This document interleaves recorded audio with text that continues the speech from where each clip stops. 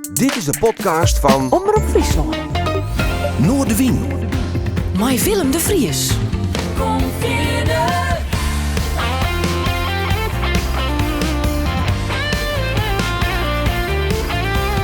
Alles wat te speelt. Omroep Friesland. In die mooie stad, daar heeft een jong soldaatje zoveel plezier gehad. Daar heeft een jong soldaatje zoveel plezier gehad.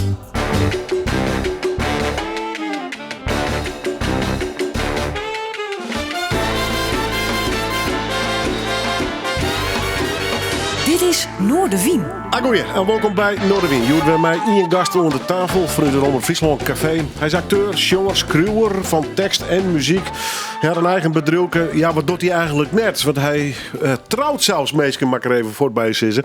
Ik vind het leuk dat hij er is, want ik ken hem al een tijdje. En nu treft ik eens even voor een wat langer peteer. Jan Dirk van Ravenstein. Prachtige naam trouwens. Echt net Fries. Mooi dat je best welkom. Ja, dank, dankjewel. Hoe is het? Ja, het is nou wat rustig, want de drukte dat is nou voorbij. En als je september, oktober, november, december, gekkenhuis en nu is er de rust, bezinning. Maar daar word ik wel een beetje gestoord van, want ik denk van, komt het wel goed? En al 25 jaar roep ik dat, komt het wel goed? Maar het komt elk jaar goed. Dus nu ook weer. En nu heb ik weer tijd om even wat andere dingen te doen. Bezinning. Ja, verplicht bijna. Ja, verplicht, ja. En kwaliteit tijd met de kinderen. Hè? Ook allemaal bezinning, ja. Nee, maar ik mag niet klagen hoe het gaat. Het is als je 25 jaar verder bent en je hebt al zoveel dingen gedaan, dan weten mensen je ook wel weer te vinden. Nou, zo simpel is het. Is dat stress van een ondernemer of is dat stress van een creatieveling die zijn aai even net kwijt kent? Nou, beide wel. Kijk, als het druk is, dan kan er nog wel meer bij. Maar als het rustig is, dan denk je van, het komt niet goed. Het werkt heel gek bij mensen. Als je druk hebt, dan zeg ik al, dan kan dat er ook nog wel bij. En als het heel rustig is, dan val je een beetje in een gat, hè. En, daar heb ik wel een beetje een handje van. En elke goede creatieveling is ook wel eens depressief en gaat aan de drank of weet ik wel wat. Nou, dat heb ik gelukkig niet. Maar ja, om te kunnen presteren, om mooie dingen te kunnen maken, moet je ook af en toe even door de shit. En dan worden dingen juist wel weer mooier van. Hoeveel onrust hast hij in? Oh, dat is verschrikkelijk. Ja, dat is echt verschrikkelijk. Ja, dat heb ik. Was altijd haast? Ja, altijd zo geweest. Het zijn enorme pieken zijn het en enorme dalen. Maar die dalen duren gelukkig nooit lang. Maar de pieken zijn wel altijd heel erg hoog. En dan zit je midden in de nacht, dan sta je op een bed om 2-3 uur 's nachts. Dan pak je pen en papier. Het ligt ook altijd standaard naast mijn bed. En dan begin je weer. Ik heb net weer een 1,5 uur een theaterstuk afgeschreven. Daar heb ik denk ik 1,5 jaar aan gewerkt of zo. 30 pagina's script met 9 liedjes erin. En dat is een proces. Dan zeggen mensen ook gewoon, hoe bedenk je dat? Ik zeg, ja, maar dat is niet te huppakee, het is hè. Dat is gewoon, je staat ermee op en je gaat ermee naar bed. Nou ja, het is gewoon werk. Het is werk, Het is ook nog een vak, hè? Creatief. Het is een begint vak. met een idee, neem ik gewoon. Ja. En het proces erachter, je moet het heel makkelijk laten lijken, zeg ik altijd. Maar het proces erachter, wat mensen niet zien, dat is net zo hetzelfde als een loodgieter. Die zegt ook altijd, je ziet niks van mijn werk terug eigenlijk. Oh, dat goed is dat, nee. Ja. Als het begint te lekken, heb je een probleem. Ja, heb je een probleem. Ja, heb jij al lekkage op deze dagen gehad, Willem, of niet? Het valt nog taf. Oh. Nou, hou maar op, want wij proberen van het gas te komen. En dan mag eerst, ik ga al het hoes van hoe de 100 hier met de stroom. Oh ja, eerst stroom. en de stappenkast met voor. We binnen maar bij stap 0,5. Oh ja. Van de 20. Dus hou maar op. Ja. Maar ik heb gelukkig geen lekkage. Ja, maar je hebt altijd een doel. Ik had vanochtend. Nou, we zitten wel in de rot. Dan komt het op deel. Ja, lekkage op 3 plekken in het huis. En ik denk, goh, begint het weer gesodemieter. Maar ja, dat hoort er ook bij. Ja. Ja. Dan heeft het alleen. Je bent eigenlijk een theaterman, maar ook een muziekman, ondernemer. Ja. Gaat dat altijd een beetje samen? Ja, volledig. Het was, ik ben begonnen met de muziek. Het is met de paplepel ingegoten. Mijn vader was muziekinstructeur. Dirigent ook, hè? Ja, dirigent. Ja, en hij instructeur en dirigent. Hij stond voor diverse korpsen. Zarlade, Eekst, Anne, Leek. Waar niet. Alles regio Noord, Drenthe, Groningen. En hij is er op een gegeven moment... Veendam ook nog, geloof ik. En op een gegeven moment is hij daarmee gestopt. En 1 keer rigoureus had ruzie gehad met een bestuur, weet ik veel wat. Dat was toen ik jaar of 16 was. Maar in de periode van 5 tot 16 ging ik elke dag mee. En in het begin was ik tambourmaître.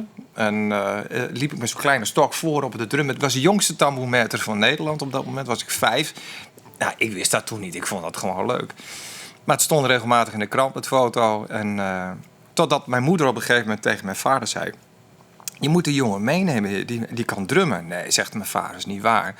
Maar als mijn vader er niet was, dan pakte ik zijn drumstok... en had hij een klein oefentrommetje met zo'n zat een soort varkenshuid of zo zat er overheen. En dan trommelde ik aan oefenen en ik kon roffelen, ritmes. En toen was ik 5, toen kreeg ik mijn eerste trom. En zo ben ik in die muziek gerold.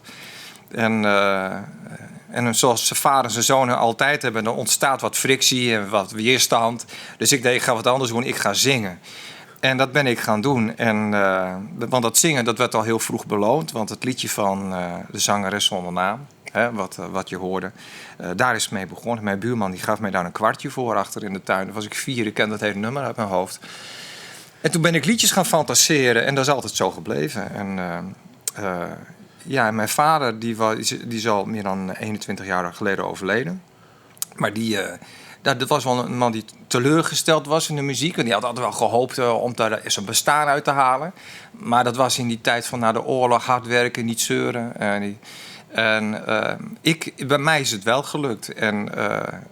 Alleen wel in een andere vorm. Ik heb dingen met elkaar gecombineerd. Dus en muziek en theater. En alles, ik zeg wel eens, alles wat met emotie en presentatie heeft te maken, dat is mijn werk. Ja. Hij wie een held? Toen 4 wiest? Nee, hij was een moeilijke man. Een hele moeilijke man. Heel erg... Maar hier staat als Ben al toch? Dat hij moeilijk weer? Want er komt vaak letter pas achter. Ik denk dat ik een jaar of 30 was. Dat ik realiseerde van... Weet je opvoeding is gewoon vanzelfsprekend. Dat is dan zoals het is. Daar stelt vaak geen vragen bij. Nee, daar stel je helemaal geen vragen bij. Want daar je net bij zitten. Nou, misschien dat hij er wel pedagogisch verantwoord bezig bent. Nou, dat is. Ja, dat is. Maar dan denk je later van... Ja, waarom ben ik zelf zo? En waarom loop ik daar zo tegenaan? En dan kom je erachter. Mijn vader kwam uit een gezin van 16 kinderen. Beneden de rivieren, Gelderland. Hard werken, vlak na de oorlog. Survivor of the fittest. Ja, survival of the fittest. Weinig ruimte voor emotie. En hij zei ook altijd van dat hij wel eens jaloers was op de kansen die wij dan hadden gehad als kind. Nou, en dan ga je terugredeneren. Ik denk, ja, er moet wel een hoop teleurstelling hebben gezeten in die man. Maar ook wel een hoop trots dat hij zag dat zijn kinderen het dan wel voor elkaar kregen om dingen te doen. Maar ik merkte ook wel wat afgunst. Hij vond het heel moeilijk om te accepteren dat ik de keuze maakte waar hij niet geloofde. Want hij geloofde ook echt niet van dat ik het voor elkaar zou krijgen. En pas later realiseerde ik, toen ik dus bij Radio Noord en zo op radio kwam, toen dingen voor Ede Staal deed, dat hij dacht van, nou, verrek, het zou wel eens wat kunnen worden. Toch wel. Maar het moest van 4 komen dus. Ja. Die erkenning. Ja. Was de erkenning ooit kregen? Nee, niet echt. Nou, ik kwam er later pas achter toen ik al zijn spullen opruimde. Toen was hij overleden. Toen vond ik allemaal knipsels terug. En hij had alle banden bewaard. Want het was natuurlijk allemaal op tapes en zo. Dat had hij allemaal bewaard. En ik wist het niet. Hij had alles bewaard. En toen wist ik al van, nou, dat is zijn manier geweest om toch bepaalde trots te hebben. Maar ja, hij is maar 62 geworden, dus echt veel te jong. Maar dat is wel... ik heb er heel veel respect voor hem. Maar ik denk wel eens van, ja, jammer dat hij zo moeilijk was. En dat hij zo opgesloten in zichzelf zat. Ja. En 62, dat klinkt een beetje... Krijg wat te jong. Ja, dat is echt te jong. Maar om het als zoon nog eens een keer door te hebben. Ja, want ik was... ik was 2 of 33 toen hij overleed. En dat is net die periode dat je hebt de 20ers achter je gelaten. En je krijgt wat meer zicht op wat het leven inhoudt. Je hebt dan ook verlieservaring gehad. En dan wordt het allemaal wat duidelijker. Hè? En dan kun je ook een beetje teruggrijpen. En kun je nog eens een gesprek omgaan. Nee, die heb ik dan met mijn moeder er wel over gehad. Ja, wat vooral spelen die met meer in? Nou ja, zoals heel veel moeders in die tijd ook wel hadden, de verbinding zoeken. Hè, zorgen dat het gezin bij elkaar blijft. Vooral geen ruzie. Ja, geen ruzie, geen strijd, alles aan elkaar plakken. Conflicten vermijden. Ja, conflictvermijding. Want het leven is al zwaar genoeg, we moeten allemaal hard werken. Maar dat is natuurlijk ook het stramien waarin zij zijn opgevoed. Ja, en als je nu kijkt naar de generatie van nu, hoe zij hoe mijn kinderen worden opgevoed, dan denk ik van ja, dat is een totaal andere wereld. Nou, dat dacht ik. Hoe is papa Jan Dirk? Ja, papa Jan Dirk is knettergek. Is papa of heid trouwens? Nee, het is papa. Ja, soms ook wel heid. Dat vinden ze ook wel leuk. En zitten er wat liefwaarders terug in? Of niet? Nee, helemaal niet. Nee. Ik leer ze wel Gronings en Drent. In Ljouwert. In Ljouwert. Ja, maar ze praten ook wel wat Fries. En op school krijgen ze het ook wel. Maar nee, het is wel mooi. En de gekkigheid... vooral bij mijn jongste merk je dat ook. Het vrije denken en niet bang zijn wat mensen van je vinden. En niet bang zijn wat mensen van je verwachten, maar ook je eigen keuzes maken. En dat is leuk om dat aan je kinderen door te geven. Ze zijn 6 en 9. Silver en Robijn, ik zal ze maar even noemen. Dat zullen ze leuk vinden op de radio. Maar... is er volgens mij naar heid? Naar een repetitie? Ja, heel vaak. Ja, dat is mijn leven. Dus zoals het is. Ze zien dan ook waar hun boterham vandaan komt. Dus dat is helemaal niet erg. Maar ze hebben er ook wel een hoop lol in. Ze zijn heel kritisch. Laatst heb ik een nieuwe kindervoorstelling hadden we gespeeld. Migraine Meu, over het leven van Marijke Meu. Maar dan de andere kant van haar, de minder leuke kant. Die moet die vrouw hebben gehad. En dan gaan mijn kinderen mee naar een soort première. En dan vraag ik aan het, dan helpen ze mee opbouwen, sjouwen. En dan zitten ze heel kritisch in de zaal te kijken. Want dan snappen ze wel dat Heidi is dan een acteur. En dan ben ik een personage. Maar dan binnen ze wel wat kritisch, ja. Wel mooi, op een kinderlijke manier. Dat neem ik dan wel mee. Want ik kijk als volwassene, maar zij kijken als kind. Ja. Joerdegast, een Ljouter Zuidlader of een Zuidlader Ljouter, weet ik veel hoe het uitdrukken wordt. In ieder geval vergroeid en vertrouwd met de stad. Volgens mij die reden ik een beetje hingebleun in de haardstad van deze provincie. Ja, dat was ook een beetje om de liefde voor de mensen hier. Want dat verbaasde mij. Als je in Groningen bent, in Drenthe worden heel veel grappen over Friezen gemaakt. Hè? En, heerlijk. Ja, heerlijk. Ja. Maar, en wat mij opviel in Friesland, de Friezen maakten bijna geen grappen over Gronings en Drenthe. Nee, dit is een serieus onderwerp. Een serieus onderwerp. Ik denk, maar over wie zegt dat nou wat? En ik kom wel eens op feestjes bij vrienden van mij, ook in Groningen en Drenthe. En dan maken ze weer die grapjes. Ik zeg, weet je wat zo grappig is? De Friesen doen dit niet. Ik zeg, en over wie zegt dat nou wat? En dan zijn ze even stil. Ik zeg, en dat is een van de redenen dat ik hier ben gebleven. De mensen zijn hier ontzettend gastvrij. Ze kijken wel de kat uit de boom. Maar mensen zijn loyaal. En hartelijker als dat men in eerste instantie denkt. Dat is echt de gezinshoeksteen van de samenleving. Als er 6 mensen kunnen eten, kunnen er ook 7 eten. Zet er maar een bord bij. En dat is iets wat ervoor heeft gezorgd dat ik nooit meer ben weggegaan. Ja. En nooit gedacht dat ik daar dan ook een bestaan uit zou halen. Uit die cultuur van Friesland. Ja. We beginnen naar de muziek. Want het eerste singeltje, hartstikke met mijn naam trouwens. Dat vind ik heel erg aardig. Ja. We draaien het leven. Het soldaatje van zangeres zonder naam. Ja. Dit wie dus echt in eerste kennismaking mijn muziek. Maak ik het zo dramatisch delzet? Ja, dat is heel dramatisch, ja. Dat was in 1971. Wat moet dat een indruk op die makker had dan? Nou, het is het beeldend vertellen, hè, beeldend zingen. Dus je zingt een verhaal. En dat is eigenlijk wat dit ook is. En als kind is dat indrukwekkend, want dan snap je zo'n liedje ook. En achteraf denk ik van, ja, ik doe dat nog steeds. Als ik een lied zing, dan is het altijd een verhaal wat erin zit. Ja. En dat vind ik mooi. En ik heb het gekregen van mijn ouders. Je hebt het altijd voor me bewaard. Dus het is nu. We hebben thuis een klein museum. De kinderen noemen dat het mini-museum. Het is bijna een soort reliquie. Ja, het is een reliquie. Er staat alles in. Dat antiek staat erin, maar hele leuke dingen met een verhaal. En daar zit deze ook in. Ja. Wat is het verhaal van Gilbert O'Sullivan bij die?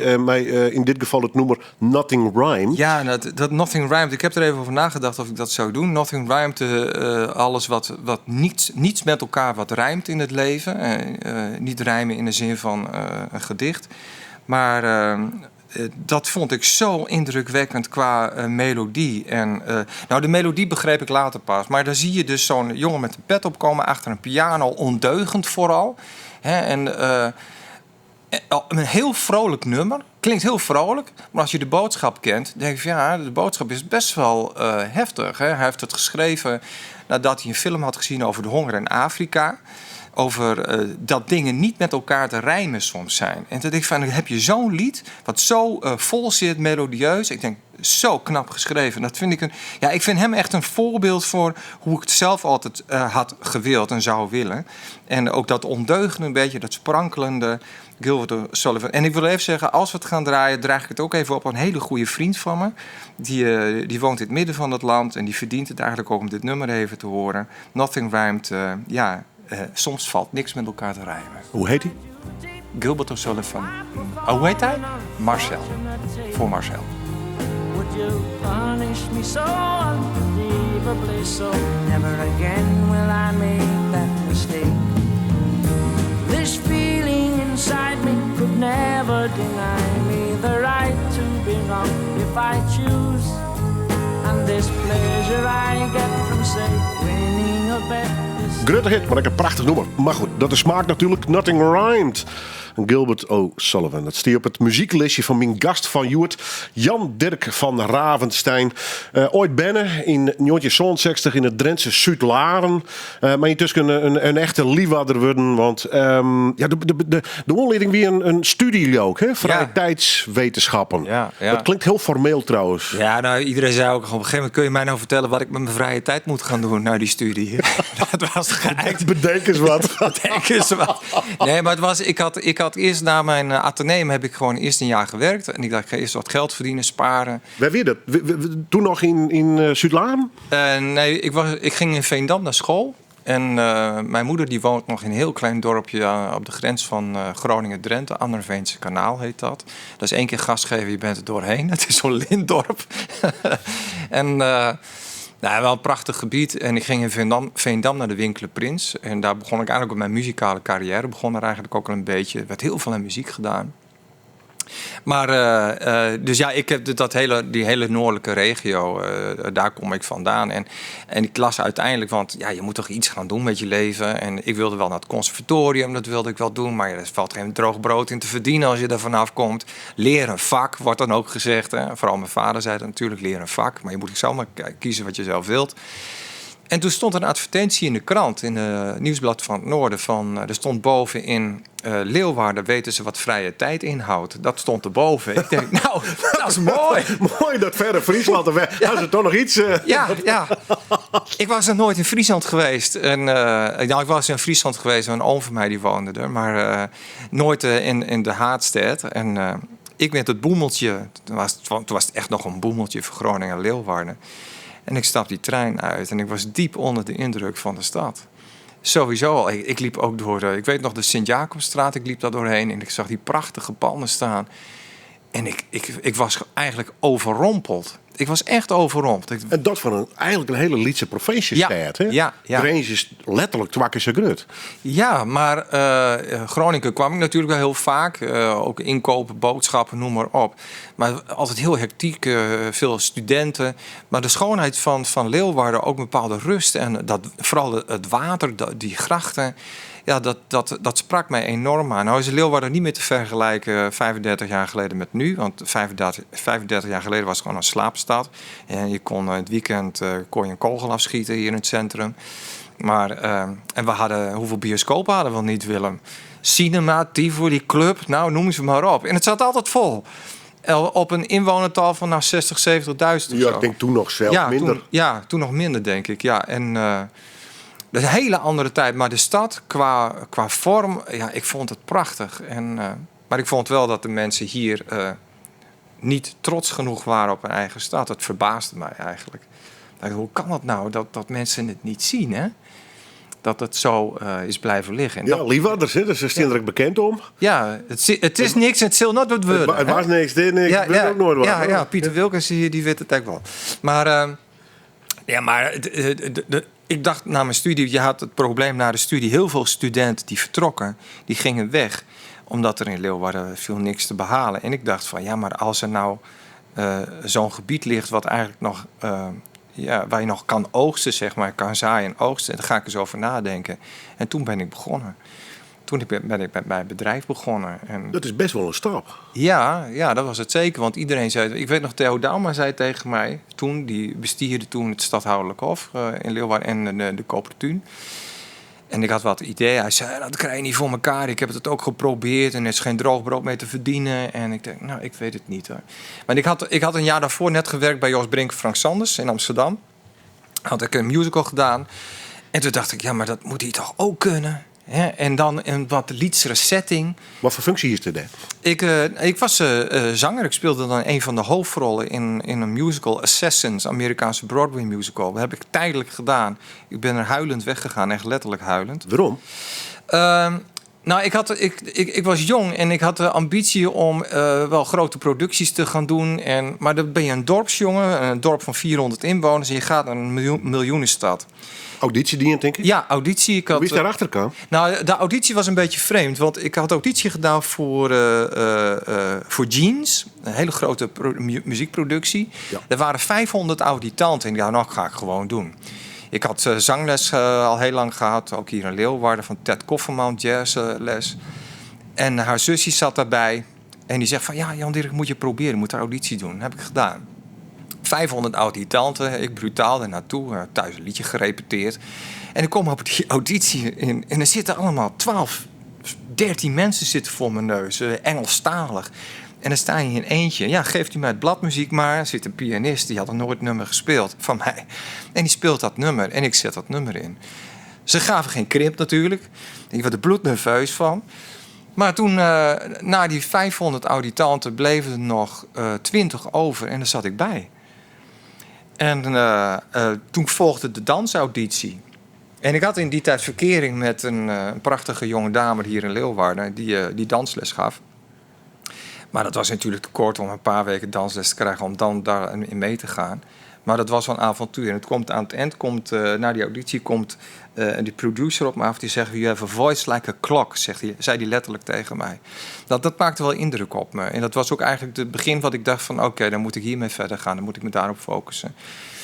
Ik ben het niet geworden in die auditie met Jeans. En Harold Verwoerd, ook een Leeuwarden, die heeft er nog in gezeten, heeft er mee gedaan. Maar uiteindelijk ik dus niet.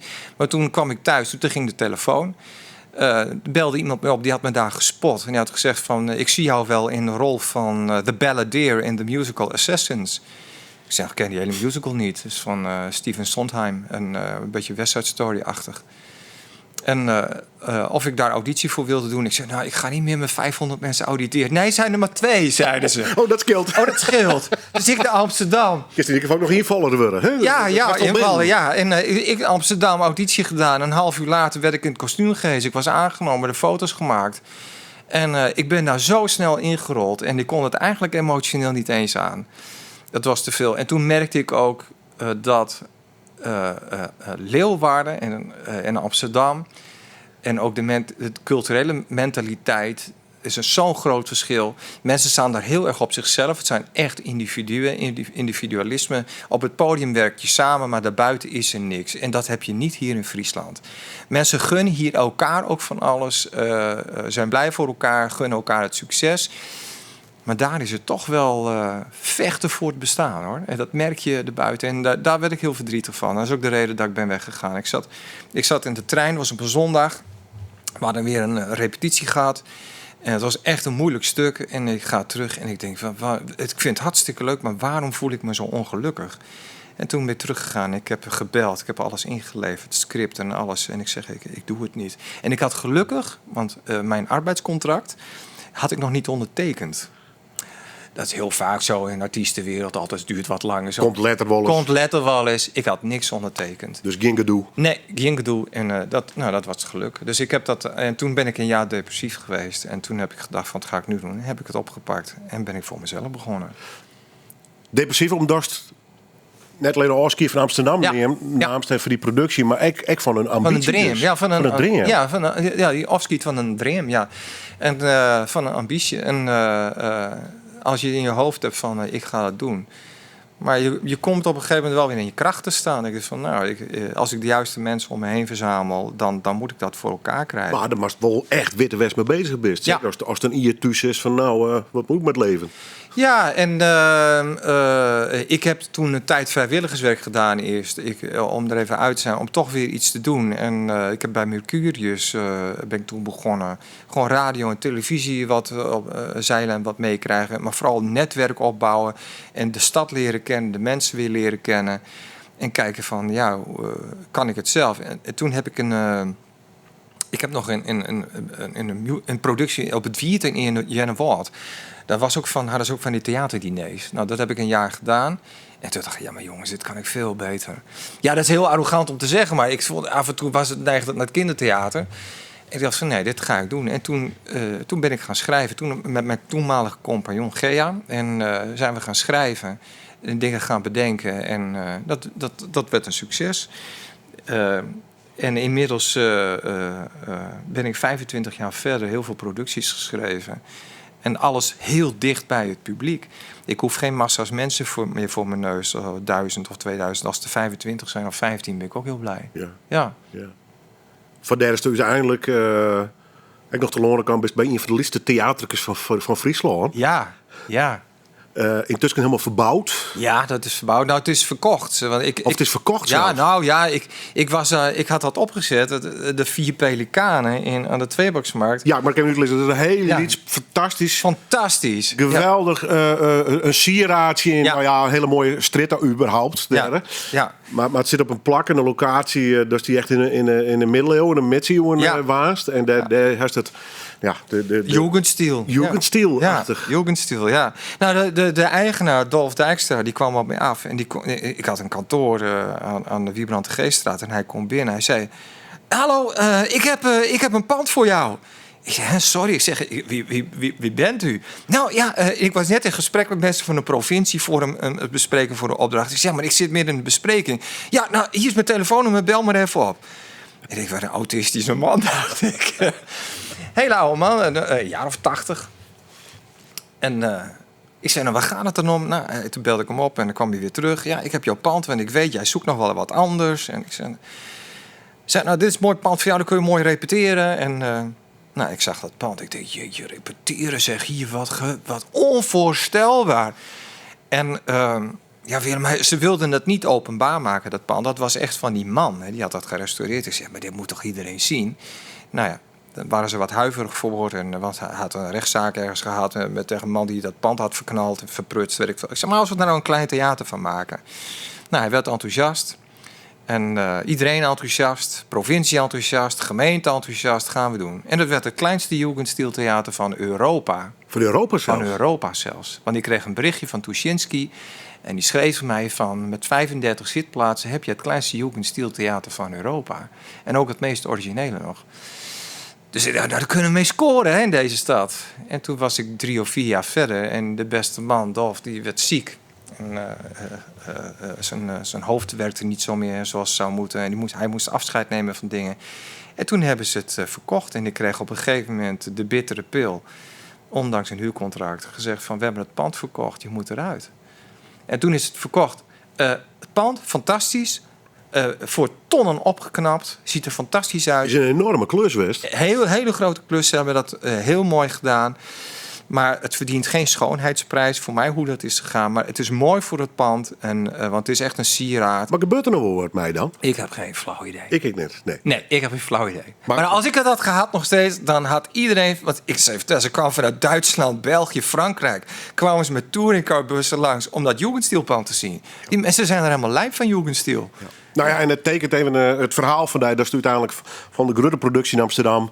Landstien Ljouwert bij het liedste theater van Europa dan in deze stijl, Jugendstil. Ja. Dus dat zei wel wat hoe het erin is. En nog steeds trouwens. En nog steeds.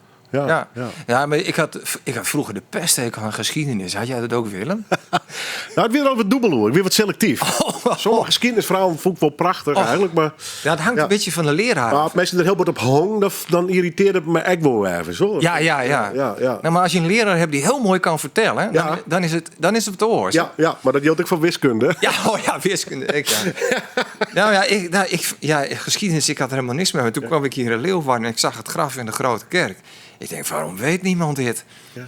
Dat die oranjes hier vandaan komen. Ik denk, het is toch raar? Ja. Nou, toen heb ik het opgepakt. Ja, dat je juist het voorstellingen doe je door de rondleidingen. En bestrouwen ambtenaar. En ze Ook kunnen nog nou. even terug in. Ja. De horrorvraag voor muziekliefhebbers. Want het is een horrorvraag is om de smaak weer om te brengen naar 5 platen. We draaien nog straks even muziek van die. En er komt nog iets van Ede Staal. Maar we gaan nou eerst even naar John Denver. Verneemt hit trouwens. Wat we draaien. Perhaps Love. Was er vooral toen dit nummer nog wat toe zissen? Of, Ja, daar is het eigenlijk mee begonnen met het liedje. Want ik heb dat nummer gezongen op een talentenjacht. Ik had een docent Engels en die speelde gitaar. En ik zei tegen hem, ik wil meedoen aan een talentenjacht. Hij zei, oh wat leuk. Ik zei, maar jij speelt gitaar. Ja. Ik zei, nou, wil je me begeleiden? Hij zei, dat is goed. Dus wij repeteren en hij keek omhoog toen ik had gezongen. Hij zei, jeetje zeg, jij kan wel zingen. Ik zei, nou ja, maar dan wil ik meedoen aan een talentenjacht. Dus een talentenjacht. En uiteindelijk won ik daarmee. En toen in Veendam opgetreden in Schouwburg-Veenlust nog. Was echt leuk. En daarmee is het begonnen. En toen werd ik straatartiest. Dankzij die gitarist die mij daarin ook gesteund heeft. Nog steeds leeft en in Portugal nu woont. en waar je dat? En waar in Portugal? Nee, wie?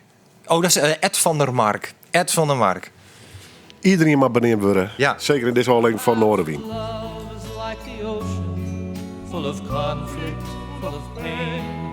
Like a fire when it's cold outside, thunder when it rains. If I should live forever, Perhaps Love. Ik ben een hast mij te jong, dat moet ik net doen. Ik ken een heel iets beetje jongen, maar voor de rest is het meestal vals. Maar het was een prachtig nummer van John Denver. Ja, ook jij idee. Ja, Ja, maar daar has het vast uit de puntzocht. Nee, maar mijn vader, het is wel leuk om te vertellen. Want mensen zeggen, iedereen noemt mij JD. Maar soms zeggen mensen dan Dirk Jan. En mijn ouders irriteren dat wel eens. Dat zei mijn vader van... Ja, je kan het onthouden aan John Denver, James Dean of Jan Droplul. Maar er zijn dus mensen die hebben in hun telefoon mobiel staan Jan Droplul. Jan Droplul. Zo hebben ze me in de telefoon staan. Ja, dat moet je later uitleggen. Hè? Dat moet je uitleggen. Ja, prachtig man. Je bent een veelzijdig man, ondernemer, je bent trouwambtenaar, je bent theaterman. Nou ja, dus ik heb er nog wel even trok in.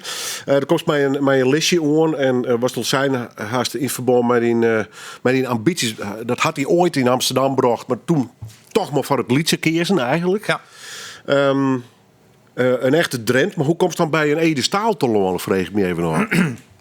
Ja, dat was een cadeautje. Want ik dirigeerde een a cappella groep op school. Dat was de Winkele Prins in Veendam. En ik denk dat ik een jaar of 18 was, 17, 18. Dat dirigeren, dat had ik natuurlijk van mijn vader overgenomen. En ik arrangeerde gewoon allemaal bekende nummers van de Beatles. En arrangeerde ik tot a cappella. Met een groep van, ik denk wel 10, 15 man of zo. Had ik een koor opgericht. En van het hele koor bleven uiteindelijk 5, 6 man over die lekker fanatiek waren. En dan hadden we ergens opgetreden op school. En toen komt een man op mij af, die belde me op, Klaas Staal. En hij zei van, ja, ik heb een beetje een vreemde vraag. Kun jij ook nummers van Ede Staal, zou je dat kunnen bewerken tot a cappella? Ik zeg, wie is Ede Staal? Zeg ik. Ik had er nog nooit van gehoord. Hij zei, nou, ik stuur je wat toe. Cassettebandjes. Hè? Die je met een potlood dan weer terug moet draaien, die dingen. En ik stuur je wel wat toe en dan moet je maar even naar luisteren. En ik hoorde die nummers. Ik dacht, ja, wat geweldig. En er zaten een paar nummers tussen. Ik zei, maar hoeveel nummers moet ik bewerken? Ja, het liefst allemaal. Ik zei, nou ja, dat lukt echt niet hoor. Ik zei, dat is wel echt een werk. We moeten dan repeteren, moeten arrangeren. Nou, toen heb ik, geloof ik, 5 nummers hebben gedaan.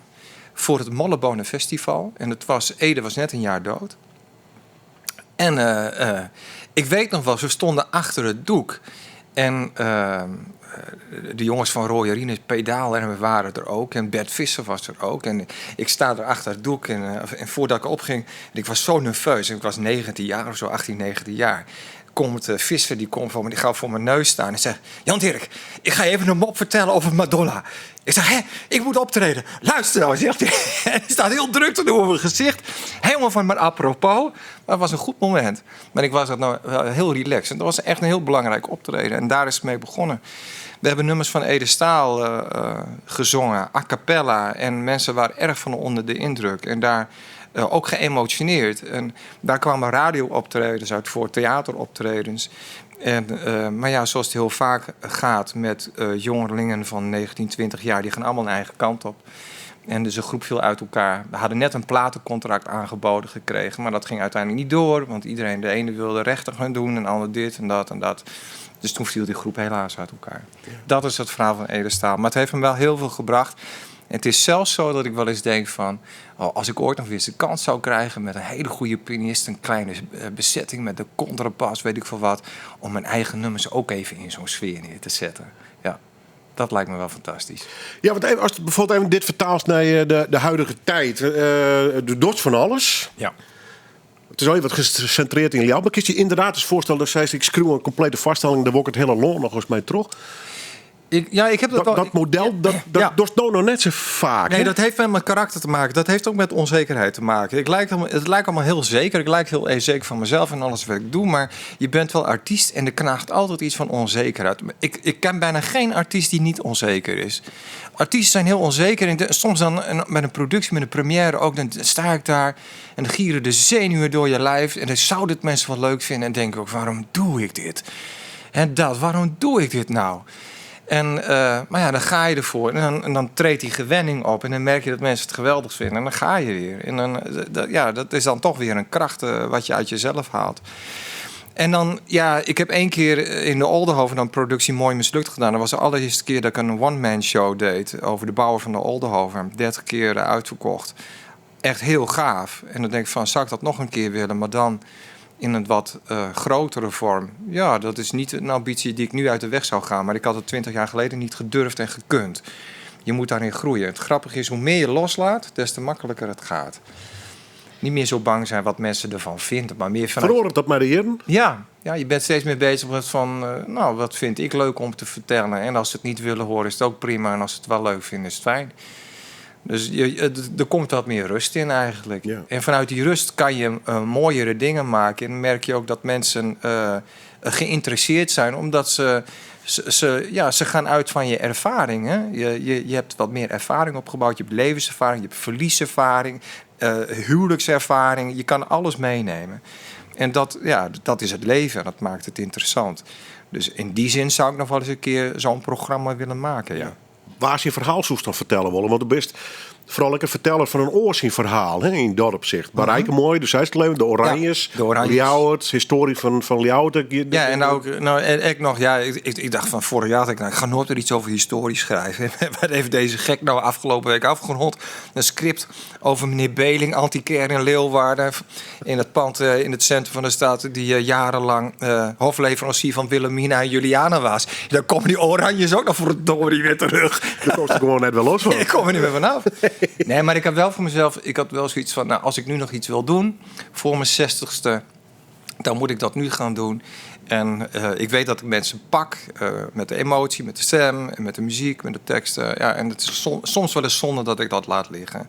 Maar ja, dan moet je wel de goede mensen om je heen hebben... die dat ook willen doen. En die dat heel leuk vinden. En niet het erbij doen, maar gewoon fulltime. Ja, dan mag alles on hold zetten... om het pas populair uit te drukken. Ja. En dan zeggen ze, ik ga hier het komende jaar seizoen... Ja, oors wukt het net. Ik verdien een vaststelling. Ja.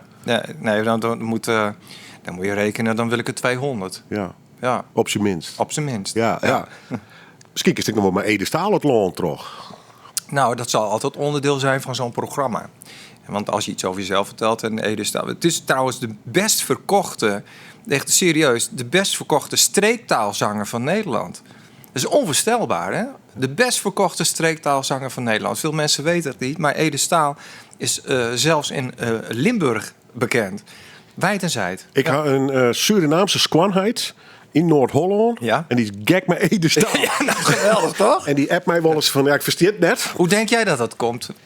Ja, ik denk, krijg is mij Jacques Brel ook toch even de verbinding met je. Maar wat we vaak niet Ede Staal, de Jacques Brel van het Noorden, is uiteindelijk welke talen Jack Broeke, de muziek en de intentie. En de authenticiteit. Ja. Vind ik wat een vies woord, want ze staan zo met broek. Maar menselijkheid. Ja. Als het riocht in het hart komt, dan komt alles klopt goed. Het. En ik kijk wel eens opnames van Russenjet en van mensen uit Afrika die ik echt absoluut net verstier. Nee. Maar als je het meent. Ja. Ik ben ooit op tournee geweest met Pieter Wilkes. Toen kwamen we te lonen in Litouwen. Die weer een ier vrij van het communisme. En Pieter stiert in de Frieske taal zijn vestjes te doen. En de helft van het publiek ziet met trim die negen. Ja, geweldig, hè? Snap je? En de oorringkamer Famke op hem hoor, die had een kettingje die ze al. Ja. 3, 4, 5 jaar. Ja. En die kreeg Pieter, die had er nog. Ja. Waarom? Ja, Frieske in Litouwen. Ja, dat Grenslands in Limburg of in Noord-Holland bij... muziek is een internationale taal. Hè? Ik denk het wel, ja. Ja. Biekenvel. Ja. En dan zit denk ik dit nummer ook in de top 20. De meesten snappen wel dat het een prachtig nummer is. Ja. Want dit is dan wel een beetje de klassieker, hè? Dit is de klassieker. En in Huilopoel onbedaan. Zien alle leven haar arbeid. En moeke met 8 kinders doos. Wie ze me dag al vroeg aan het maaien. En pas om melken stiet bij ons. Het is nog nooit zo donker geweest. Of het werd altijd wel weer licht. Toen op een zondag in december kreeg opa het zomaar zo benauwd. Zijn dochter brengt om binnen stad omdat ze het eigenlijk nooit vertrouwt. En aan het oog is overleden. Het heeft mij verdolske zo bevroed. Het is haast het volkslied van Grensland. Neem het maar even het onofficiële. Dit is natuurlijk Ede Stalen. Goed, haast net is. Ik in Friesland al te kondigen. Het heeft nog nooit zo donker geweest. We kennen het natuurlijk ook heel goed, Jerre. En terecht heb ik het mooi nummer. En Ede Staal maakt toch altijd indruk op een heel soort mensen in heel Nederland overigens. En zeker op mijn gast, Jan Dirk van Ravenstein. JD, ik wil niet hem trouwens in... De meeste mensen zeggen JD. Ja. Makkelijker. Kan je een tijdje vlieg nog in de studio horen? Dat we in verband met een prachtig project bouwden wij de Grote in het Fries. Haast om mij die. Ja. Daar moest toch even door praat worden van dat er om mij die is. Nou even. Heel gesprek. Wat weer de twijfel? Nou, het was ook Kees de Wolf die alle tekst heeft geschreven en ook intensief contact had met Boudewijn de Groot. Daar kreeg ik op een gegeven moment een telefoontje van. Kende die helemaal niet. Hij staat wel in de quote 500, maar ik kende hem niet. En hij belde op van... je kent me niet, maar ik heb jou gezien... want mijn dochter is afgestudeerd... en jij hebt dat gepresenteerd op het podium... maar jij hebt daar ook staan zingen. Ik zei, ja, dat klopt. Ja, hij zei, maar ik was er wel van onder het indruk... en ik heb een liedje en ik wil dat jij dat gaat zingen. Ik zei, oké, van wie dan? Van Boudewijn de Groot. Hij zei, maar het moet wel in het Fries. Nou, toen viel het natuurlijk even stil. Ik zei, daar moet ik over nadenken, hoor. En opgehangen. Bel hem terug. Ik heb erover nagedacht. Ik ga het niet doen. Waarom niet? Ik zeg, nou, sowieso... waarom moeten alle liedjes worden vertaald naar het Fries? En dan is het nog iets. Dit is zo'n specifieke periode. Zulke specifieke muziek. Ik denk niet dat je daarna moet gaan tornen. Dus laten we erover praten. Ik nodig je uit voor een lunch, zegt hij. Dus wij een Postplaza. Wij ook maar geen reclame maken. Maar gewoon even gaan lunchen met 2 uitgebreide lunch. En ik zei, ja, waarom nou niet? Zegt hij, waarom nou niet? Dus, want ik wil gewoon dat jij dit doet. Ik zei, ja, dat zal allemaal wel. Ik zei, maar het voelt gewoon niet goed. Het is mijn muziek niet. Het is mooi. Ik vind het prachtige muziek. Maar voor mij om te zingen, het voelt zo buiten mezelf. Hij zei, ja, maar Boudewijn wil dat ook. En dat had hij niet verteld. Ik zeg, oké. Hij zei, Boudewijn die wil het ook heel graag. En dan wil ik het wel proberen. Ik zeg, maar ik heb wel hulp nodig bij het Fries. Ik zei, ik kan het Fries wel zingen. Spreken lukt me redelijk. Maar als Groninger Drent is het wel heel verwarrend allemaal. Vooral de dubbele tongval. En we hebben dat gedaan. En het was ontzettend leuk om te doen. Ik heb er echt de pleuris op gerepeteerd. Maar het was ontzettend gaaf om te doen. En ik ben ook dankbaar dat ik het liedje mocht doen voor meneer de president. Want dat heb ik toen als eerste gedaan. Een soort toch weer protestlied. Eigenlijk het eerste nummer van Boudewijn de Groot waar hij zo bekend mee werd. En dat was in de tijd van Trump. En dat vond ik theatraal ook aantrekkelijk. Dus dat paste, dat matchte wel. En dat heb ik me heel veel plezier gedaan. Maar ik weet wel inmiddels van mezelf... als ik het nog een keer zou doen... of ik zou nog een keer worden gevraagd om zoiets te doen... dan zou ik dat niet meteen doen. Dan moet het echt gevoelsmatig ook heel dicht bij jezelf liggen. Want dan merk je ook, als ik nu terugluister... Met meneer de president heb ik dat minder. Maar ik zing ook als de rook om je hoofd is verdwenen. Dat staat dan verder van je af. En dat, als ik het terughoor, dan voel ik dat ook. Dat het niet van mezelf is. En ik merk wel dat ik steeds meer toch wel bij mezelf wil blijven. Ja. Dat speelt een enorme rol in je leven. Hè? Van eigenlijk besluiten al om hier in Ljouwert wat op te zetten. Ja. Ook maar greep erop hoor. Ja. Dat gevoel krijg ik bij mij. Ja. Ik bedoel ook net de amateurpsychologie dingen. Maar die grip erop, op die creativiteit, op die leven. Ja. Lieds horen, want dan hoort het vat op. Nou ja, om bijvoorbeeld even een sprongetje bijvoorbeeld naar de tocht, hè, wat nou komt. Hè. Vind ik echt fantastisch dat ze dat aandurven. Hè. Zo groot te denken. Met Foppe van der Veen die dit dan mede organiseert of daarin zit. En een oud medewerker van mij, Thijs Meester, die dan daarin meedoet, een hoofdrol gaat spelen. Ik heb ook wel gedacht van, zou ik dat ook gaan doen? Zou ik dat weer gaan oppikken? Want ik zou zo auditie kunnen doen, geen probleem. Maar... dan is meer bij mezelf de vraag, wil ik wel misschien wel 100, misschien wel 200 keer meegaan in zo'n productie? Je wordt heel erg beperkt in je eigen vrijheden natuurlijk, je eigen creativiteit. Maar tegelijkertijd is het natuurlijk waanzinnig om in zo'n productie te staan met zo'n team en zoveel mensen. Dus dat is wel een gevecht altijd in mijn hoofd. En ik denk wel eens van, doe dat nou maar gewoon een keer, want ja, ik ben er nog niet over uit. En ik vind om dingen zelf te verzinnen, zelf te maken, vind ik ontzettend leuk. Maar dat houdt ook in dat je en de producer bent. En je doet de kostuums en de smink. En je regelt alles. En daar word je wel eens een keer scheidsziek van, hoor, Willem. Nou, vertel eens, du hast krijgt een stuk kleer. Ja. Is dat van jezelf? Ja. Dat is... dit gaan we spelen in het pand van meneer Beling. Meneer Beling was antiquair. Geweldig figuur, maar er is een heel smeuig verhaal over. Jongen. Nou, weet je, koningin Wilhelmina die kwam hier wel eens. Hij was hofleverancier van koningin Wilhelmina. Hij was 5e generatie antiquairs. Wereldberoemd. Dat weten veel mensen niet, maar hij was een wereldberoemde man in het hart van de stad. Heel rijk. Grootste horecapand nu van de stad in het centrum. Prachtige zalen. Maar Wilhelmina die kwam hier wel eens naar de stad. En dan ging ze naar de Westerkerk, naar de kerk. Maar dan gingen ze via de achterdeur in de Begijnenstraat van Beling gingen ze naar binnen. Via de achterdeur. En er wordt ook wel eens gezegd dat meneer Beling niet alleen hofleverancier was, maar hij leverde nog wel meer dan alleen maar antiek. Wordt wel eens gezegd. Het weer heel gezellig soms. Het weer heel gezellig, ja. En ik vind dat is toch wel inspirerend om daar iets mee te doen. Dus daar heb ik een heel absurdistisch muzikaal theaterstuk over gemaakt. Geïnspireerd op, het gaat niet helemaal over Beling, maar wel geïnspireerd op. Ook weer om die verhalen van de stad wereldkundig te maken. Hoe geweldig dat allemaal is. Hè? Dat dat allemaal in deze stad bij elkaar komt. Ja.